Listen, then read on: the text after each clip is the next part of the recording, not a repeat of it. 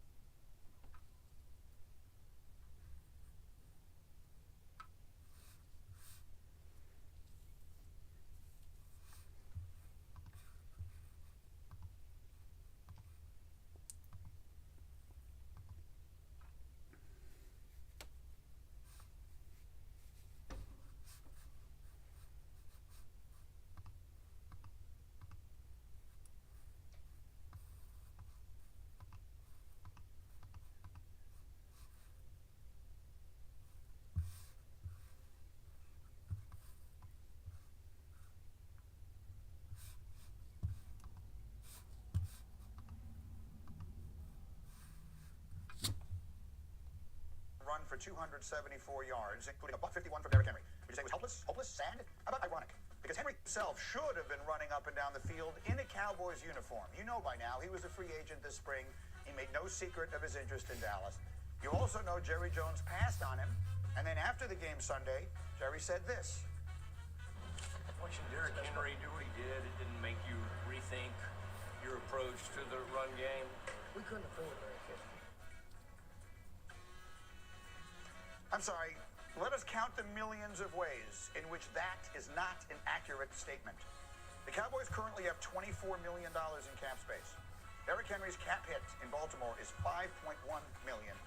That's only $3 million more than Zeke Elliott's, which is the back that Jerry ended up settling on instead. If the issue was about cash flow, Henry signed a 2-year deal with the Ravens for $9 million guaranteed. Now, the Cowboys couldn't afford that at the time, but they did give Dak Prescott a $5 million bonus while they were stalling on his contract extension in March, and they're going to pay third-string quarterback Trey Lance $5 million this year. Those two alone could have covered a Henry signing with $1 million left to spare. Look, running back was a hole everyone knew the team had to fill, and instead it got neglected. And as a result, Henry currently has more rushing yards and touchdowns and explosive runs than the entire Cowboys team combined.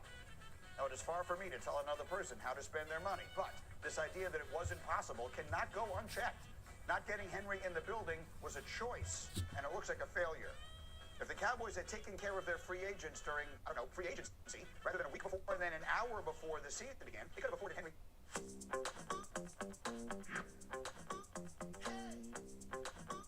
They did this offseason to describe that. They're going through your mind. Yeah, I'm in purgatory. Bro, first of all, You disagree with what I said? no, G. I'm so tired. I'm not convinced, and I know so much that you like somebody come help me. Listen, I'm not convinced, and I said this last year on Monday Night Countdown. I'm not convinced that Dallas really wants to win, and that's hard for me because I'm a fan of Dallas. It's a lot of people in that building that I have a tremendous amount of respect for.